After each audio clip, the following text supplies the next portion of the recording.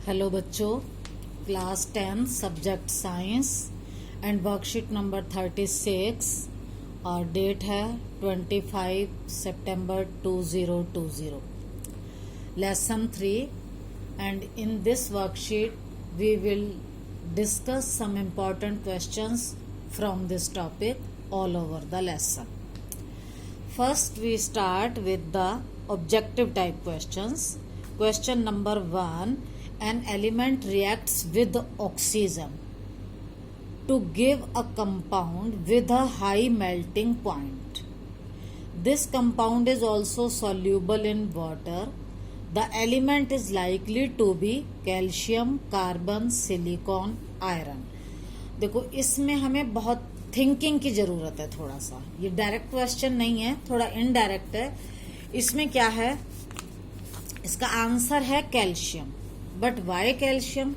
देखो, इसमें थोड़ा हिंट है हाई मेल्टिंग पॉइंट, और आपको मालूम है metals have high melting point, तो इट मीन्स आंसर कोई मेटल होगा। तो कार्बन नॉन मेटल है, ये तो हो नहीं सकता। सिलिकॉन नॉन मेटल, ये भी पॉसिबल नहीं है। अब हमारे पास बचा कैल्शियम और आयरन।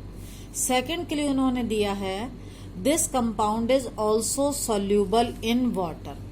देखो, जो आयरन है इसका oxide is not soluble in water, क्योंकि जब आयरन वाटर से रिएक्ट करता है तो आयरन ऑक्साइड बनता है, और iron oxide is not soluble in water. तो आयरन भी हमारा आंसर नहीं हो सकता। फिर हमारे पास बचा कैल्शियम। कैल्शियम को देखें तो ये एकदम सही आंसर है, क्योंकि कैल्शियम का जो ऑक्साइड है वो सोल्यूबल इन वाटर है and it gives calcium hydroxide. Calcium oxide dissolves in water to form calcium hydroxide. ये स्लेक्ड लाइम भी होता है। तो फर्स्ट क्वेश्चन का आंसर हो जाएगा आपका कैल्शियम।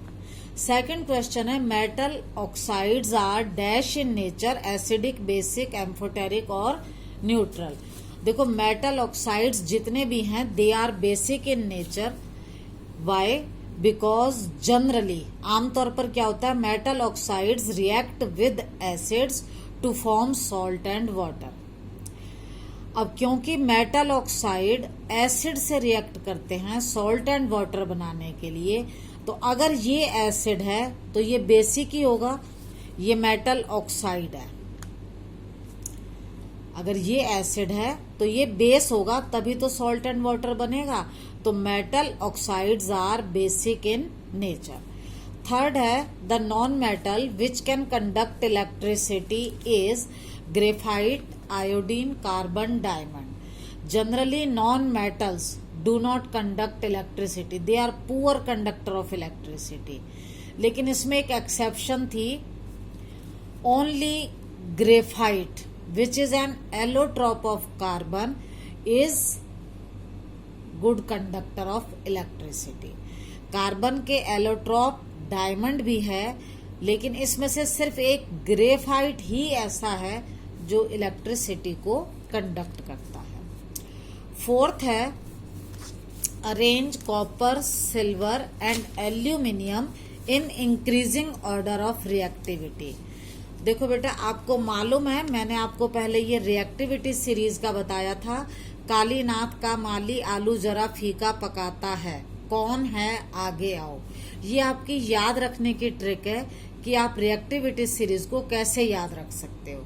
तो यहाँ पर काली से के लिया, ना से Na, का से कैल्शियम, मा Mg मैग्नीशियम, ये एल्यूमिनियम, ज से जिंक, फीका में Fe आयरन, पकाने में Pb लेड, है से H हाइड्रोजन, कॉपर, इस है के लिए मरकरी, आगे में Ag लिखा तो सिल्वर, आओ Au ये गोल्ड है।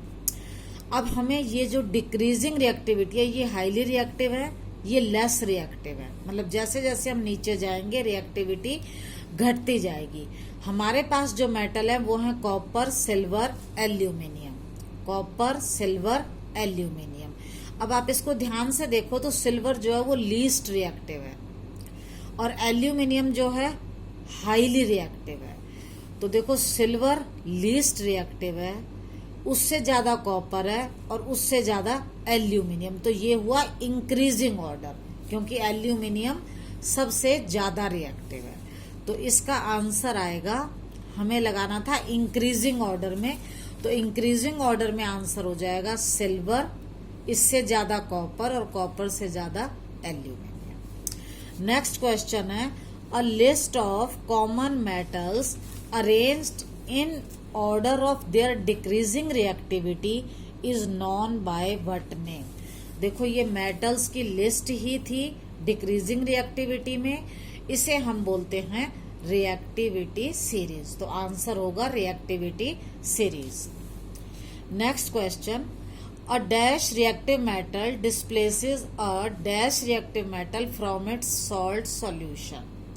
बेटा ये आपको मालूम है, जब कोई मेटल किसी दूसरी मेटल के सॉल्ट सॉल्यूशन से रिएक्ट करती है, तो अगर ज्यादा रिएक्टिव मेटल है तो वो लेस रिएक्टिव मेटल को क्या करती है, डिस्प्लेस करती है। तो यहाँ आएगा a more reactive metal displaces a less reactive metal from its salt solution. Question number 7, name the ion made by non metals.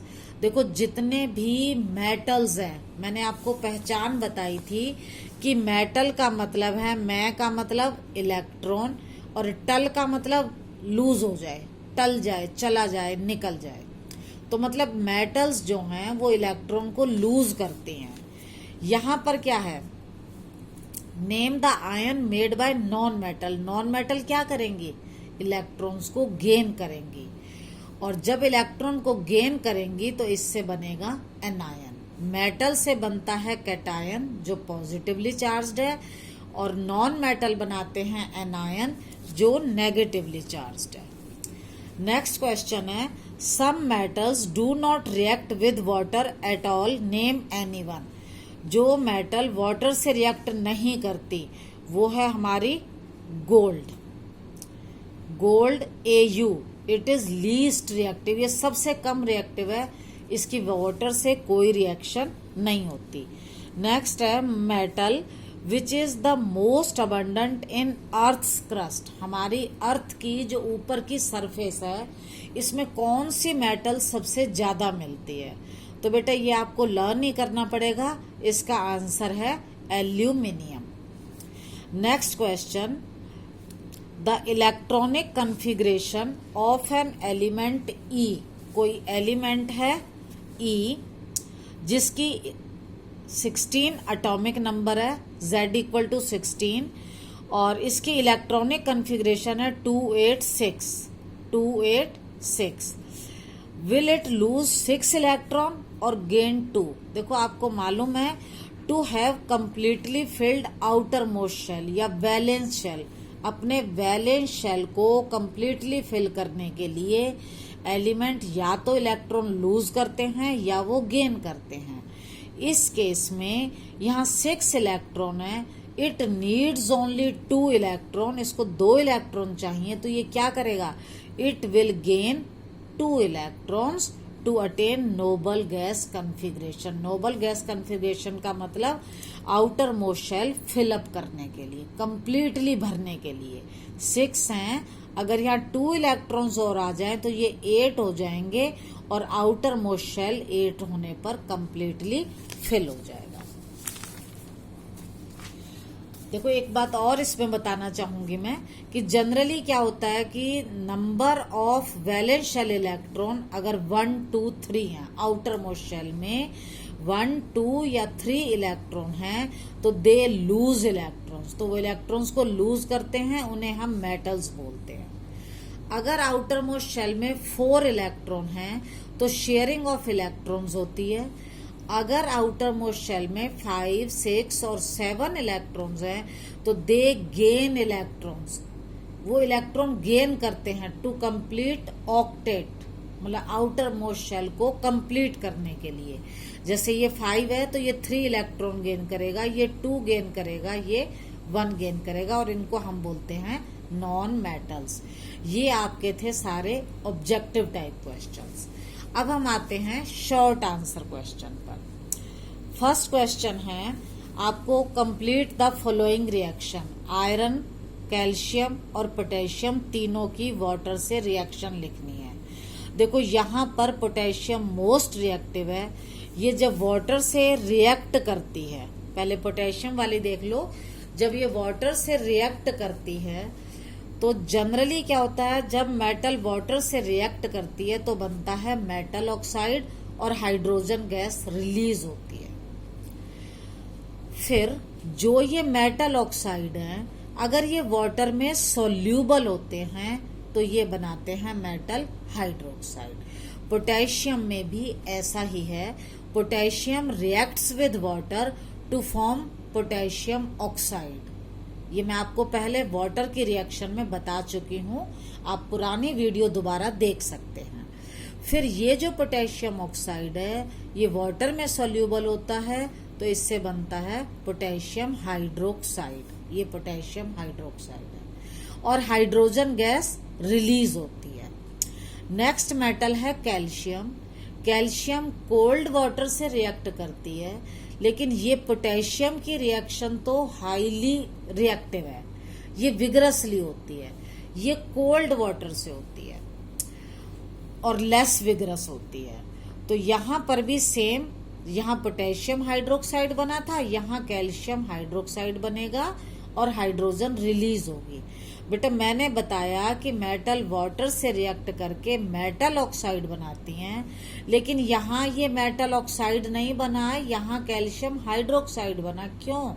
क्योंकि जो मेटल ऑक्साइड था कैल्शियम ऑक्साइड, वो वाटर में सोल्यूबल है, इसलिए वो कैल्शियम हाइड्रोक्साइड प्रोड्यूस करता है। थर्ड रिएक्शन है आयरन की वाटर से। बेटा आयरन कोल्ड वाटर से भी नहीं करता, हॉट वाटर से भी नहीं करता, ये करता है स्टीम से। इसलिए यहाँ पर मैंने ब्रैकेट में जी लिखा है, गैस, स्टीम। तो मेटल है, वाटर से रिएक्ट कर रहा है, ये बनाएगा metal oxide and hydrogen gas.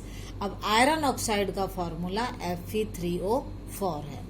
ये डिफरेंस आप समझ गए होंगे कि यहाँ ऑक्साइड क्यों बना, यहाँ हाइड्रोक्साइड क्यों बना, क्योंकि ये वाले ऑक्साइड वाटर में सोल्यूबल है। नेक्स्ट क्वेश्चन है, generally when metals are treated with mineral acids, hydrogen gas is liberated, but when metals except manganese and magnesium treated with dilute HNO3, hydrogen is not liberated। Generally क्या होता है, जब भी कोई metal acid से react करती है तो बनता है सॉल्ट और हाइड्रोजन गैस रिलीज होती है। बट डाइल्यूट नाइट्रिक एसिड के साथ ऐसा नहीं होता। वाई? इसका रीजन है बेटा कि जो डाइल्यूट नाइट्रिक एसिड है, it is a strong oxidising agent. ये एक स्ट्रॉन्ग ऑक्सीडाइजिंग एजेंट है, मतलब ये किसी दूसरे सब्सटेंस को ऑक्सीडाइज करता है। ऑक्सीडाइज का मतलब उसमें एडिशन ऑफ ऑक्सीजन करता है। तो जैसे ही यहाँ पर हाइड्रोजन प्रोड्यूस होती है तो नाइट्रिक एसिड क्या करता है, हाइड्रोजन को ऑक्सीडाइज करके क्या बना देता है, वाटर। दोबारा सुनिए, ये डाइल्यूट नाइट्रिक एसिड एक स्ट्रॉन्ग ऑक्सीडाइजिंग एजेंट है। जैसे ही रिएक्शन में हाइड्रोजन प्रोड्यूस होती है तो उस हाइड्रोजन को ये वाटर में ऑक्सीडाइज कर देता है, इसलिए हाइड्रोजन लिबरेट नहीं होती। So hydrogen is not liberated. और बेटा इस प्रोसेस में हाइड्रोजन को तो इसने ऑक्सीडाइज किया वाटर में, लेकिन खुद itself gets reduce to oxide of nitrogen. खुद किसी ऑक्साइड ऑफ नाइट्रोजन में चेंज हो जाता है। वो कोई भी हो सकता है, NO2 भी हो सकता है, N2O भी हो सकता है और NO भी हो सकता है। Next question, you are given a hammer. आपको एक हैमर दिया है, बैटरी दी है, बल्ब दिया है, वायर दी है और स्विच। आपको ये मटेरियल दिया गया है, how could you use them to distinguish between samples of metals and non metals? आप इससे मेटल और नॉन मेटल के सैंपल को कैसे डिफरेंशिएट करोगे? तो इसका मतलब आपको सैंपल ऑफ मेटल और नॉन मेटल भी दिए गए हैं। तो आप क्या करोगे?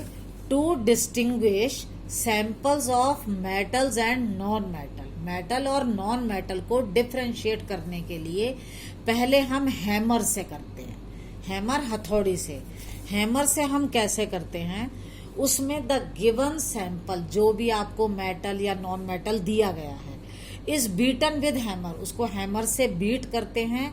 If the sample gets converted to thin sheet, अगर उससे पतली चादर बन जाए, जैसे एल्यूमिनियम से एल्यूमिनियम फॉइल का बनना, तो ये मेटल है, it is metal. And if on beating, अगर बीटिंग करने पर इट ब्रेक्स, ये टूट जाए इनटू पीसेस, तो ये नॉन मेटल है। तो हम क्या करेंगे? जो भी हमें सैंपल दिया है उसको हैमर से बीट करेंगे, अगर शीट बन गई तो मेटल, और अगर ब्रिटल है, टूट जाता है, तो नॉन मेटल। अब बाकी सामान हमें क्या क्या दिया था? बैटरी, बल्ब, वायर और स्विच। इससे कैसे हम डिफरेंशिएट करेंगे? देखो, हम एक सर्किट बनाते हैं जिसमें बैटरी, बल्ब, स्विच और ये वायर है। अब हमें सैंपल दे रखा है मेटल या नॉन मेटल का। हम एक एक सैंपल को लेंगे और ए और बी के बीच में ज्वाइन करेंगे। ये ए और बी के बीच में उसको क्या करेंगे? ज्वाइन। कोई भी सैंपल है, अगर बल्ब ग्लो करता है, if the bulb glows it is metal. अगर ग्लो कर गया तो जो सैंपल आपको दिया है वो मेटल है। अगर हमने सैंपल यहाँ लगाया और बल्ब ग्लो नहीं किया तो it means it is a non metal. देखो, the given sample is joint between points A and B. If the bulb glows, अगर बल्ब ग्लो करता है तो इट इज मेटल, तो मेटल है। Otherwise it is non metal. क्यों? क्योंकि because metals are good conductor of electricity. अगर metal है तो उसमें से करंट पास होगा। नेक्स्ट पार्ट है इस क्वेश्चन का, assess the usefulness of these test. ये जो हमने दो टेस्ट किए, एक तो हैमर से बीट करने का, एक करंट पास करने पर बल्ब के ग्लो करने का, तो इनकी यूजफुलनेस क्या इनका यूज है? In distinguish between metals and non metals. देखो, these test are useful in distinguishing metal and non metals. किस बेसिस पर हम डिस्टिंग्विश करते हैं? On the basis of physical properties of metals and non metals. भाई, physical property metal की अलग है, जैसे मेटल गुड कंडक्टर है, नॉन मेटल पुअर कंडक्टर है। मेटल मैलिएबल है, नॉन मेटल मैलिएबल नहीं है। तो इन प्रॉपर्टीज के बेस पर हम इनको डिफरेंशिएट करते हैं। Next question, what are amphoteric oxides? ये जब मैंने रिएक्शन विद ऑक्सीजन की वीडियो थी उसमें इस क्वेश्चन को आप दोबारा देखना, बाकी मैं समझा देती हूँ। What are amphoteric? एम्फोटेरिक का मतलब है the oxides that show both. Generally तो मेटल बेसिक होते हैं, नॉन मेटल एसिडिक ऑक्साइड होते हैं, पर अगर कोई मेटल या नॉन मेटल दोनों बिहेवियर शो करे, एसिडिक भी और बेसिक भी, तो उसको हम बोलते हैं amphoteric oxides. The oxides that show both acidic as well as basic behaviour are called amphoteric oxides. अब ये बिहेवियर हमें कैसे पता चलता है कि ये एसिडिक है या बेसिक?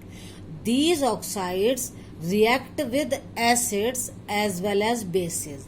ये ऑक्साइड एसिड से भी रिएक्ट करते हैं तो भी सॉल्ट एंड वाटर बनाते हैं, और अगर बेस से रिएक्ट करते हैं तो भी सॉल्ट एंड वाटर बनाते हैं। तो क्योंकि ये एसिड और बेस दोनों से रिएक्शन करके सॉल्ट एंड वाटर प्रोड्यूस करते हैं, तो इट मीन्स ये एसिडिक भी हैं और ये बेसिक भी हैं। एग्जाम्पल हो गया aluminium oxide and zinc oxide. अब हम इनको चेक करेंगे। जैसे पहले हमने लिया एल्यूमिनियम ऑक्साइड, ये एसिडिक भी है और बेसिक भी है। अब एसिडिक क्यों है? एसिडिक बिहेवियर के लिए हम कैसे चेक करेंगे? इसकी रिएक्शन करवाएंगे किसी बेस से। इसकी रिएक्शन हमने करवाई बेस NaOH से, तो we get salt, sodium aluminate and water. तो इट मीन्स, देखो ये सॉल्ट है, ये वाटर है, ये बेस है, तो यहाँ क्या आना चाहिए? एसिड। तो it means Al2O3 is acidic. Now we will see the basic behaviour of aluminium oxide. अब जब बेसिक बिहेवियर चेक करना है तो हम इसकी रिएक्शन करवाएंगे किसी एसिड से। तो हमने एल्यूमिनियम ऑक्साइड को रिएक्ट करवाया डाइल्यूट HCl से, ये एसिड है, तो we get salt and water, salt AlCl3 and water. तो अब ये सॉल्ट है, ये वाटर है, ये एसिड है, तो इट मीन्स ये क्या है? बेस। तो ये बेसिक कैरेक्टर हुआ। अब एल्यूमिनियम ऑक्साइड यहाँ तो एसिडिक बिहेव कर रहा था, यहाँ बेसिक बिहेव कर रहा था। इट मीन्स ये एसिडिक बिहेव भी करता है और बेसिक भी करता है। और जो सब्सटेंस एसिडिक और बेसिक दोनों बिहेव करें उन्हें हम बोलते हैं एम्फोटेरिक ऑक्साइड्स। नेक्स्ट एग्जाम्पल था हमारा जिंक ऑक्साइड का, उसमें भी सेम केस है। हम इसका पहले एसिडिक बिहेवियर देखेंगे, फिर बेसिक बिहेवियर। एसिडिक बिहेवियर के लिए हम जिंक ऑक्साइड की रिएक्शन करवाएंगे किसी बेस से, for example sodium hydroxide. It will give sodium zincate salt and water. Now because this is a base, so it is behaving as an acid. तो ये zinc oxide का acidic behaviour है। In the next, zinc oxide is reacted with dilute HCl। Dilute HCl acid है और it forms salt and water. अगर ये acid है तो it means zinc oxide is basic. अब क्योंकि जिंक ऑक्साइड का एसिडिक बिहेवियर भी है और बेसिक भी है, और जब किसी ऑक्साइड के दोनों बिहेवियर शो करे, acidic as well as basic, तो उसे हम कहते हैं amphoteric. The next part, remaining questions will be discussed in the next video.